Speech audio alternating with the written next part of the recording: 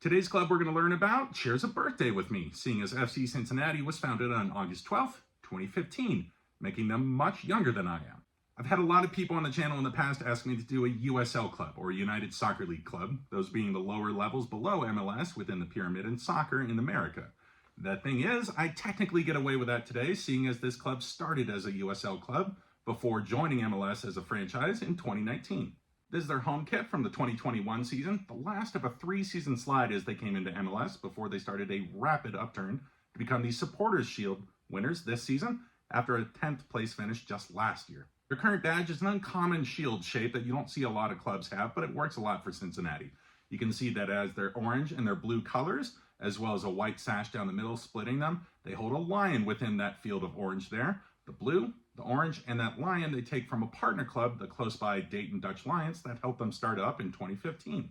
All three of the nicknames you're going to hear for this club come from their badge. The first being them called the Orange and Blues. That's pretty obvious. The second, a lot of their supporters will call them FC or the FC, off the fact that their original badge had that term for football club much more predominant than the name of the city, Cincinnati. You'll see that little crown that they have at the top of that one sitting at the back here.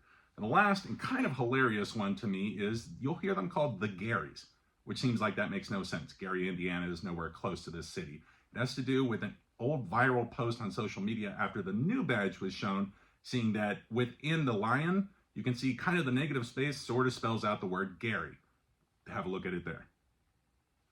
Next, let's take a look at the stadium they play in. It's called TQL Stadium. It's a brand new one. It's soccer specific. It's made just for FC Cincinnati. They originally played at Nippert Stadium. That's the stadium for the University of Cincinnati. They had a very lovely place for all of their supporters section called the Bailey there. They rebuilt, redesigned, and have it at their new stadium as well. This club did a very smart move by making this stadium downtown in the heart of Cincinnati instead of two other places they were thinking, which was a suburb about northeast of Cincinnati, as well as across the river in Kentucky. The important thing here is something that all MLS clubs should be doing, having their stadium as close to the heart of the city that they want to support for their fans to easily get there. Okay, let's talk trophies. They have two of them. The first being from their USL days, winning the league in 2018, and the second being one they clinched just a couple days ago, that being the 2023 Supporters Shield. That trophy is given to the club in MLS that has the best regular season record. Next, let's talk about rivalries. Two important ones you need to know for the club. The first is with Columbus Crew, fellow MLS and Ohio club. They compete what's called the Hell is Real Derby. This one comes from the name of a billboard that says Hell is Real, that's on the highway I-71 between Columbus and Cincinnati. This one started back in 2017 in the US Open Cup, when USL team at the time, FC Cincinnati, beat Columbus Crew of the MLS 1-0. The other rivalry is with Louisville City FC from Kentucky. This one's called the River Cities Cup, but most fans of the two clubs just call it the Dirty River Derby. It kind of scratches an itch that the two cities had since their two colleges, Cincinnati and Louisville, stopped playing sports against each other because they changed conferences back in 2013. Since this is a young club, I'm going to step past talking about former players since most of the ones of importance still are with the club. We're going to go into current squad with the most important player there and in the league because he's my pick for MVP, being Lucho Acosta. He's played with DC United previously. He's come to this club and completely revolutionized them offensively. He has 15 goals and 10 assists so far this season. Second player to mention is the striker ahead of Lucho, that being Brandon Vasquez. He's contributed 8 goals, making him and Acosta the two big contributors in that department.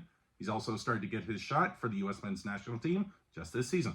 And finally, a player who's not getting enough credit for the amount of impact he's having on the club, that being their central midfielder, Obinna Nwobodu. He's from Nigeria, and in that central midfielder position, he has a lot of the skills that you don't see enough there within MLS, especially being the amount of progressive passes that he plays, especially when he's won the ball back for the club and putting them immediately forward again. He keeps his club on the front foot, feeds Acosta, and makes for a lot of the goals from his position. So that's your rundown on FC Cincinnati of the MLS. Final thoughts on this club are they're going to be making their second ever appearance in the playoffs. They're the favorite for the MLS Cup. They have one really important thing going for them that's probably going to be the difference maker, and that is they're getting contributions from all across their lineup. If somebody isn't firing, somebody else steps up. They have 5 different players outside of Vasquez and Acosta that have scored more than 4 goals for them this season. They have a very solid defense with an understanding that's very good between Mascara, Miazga, and Hogland, one of the longest tenured players for the club.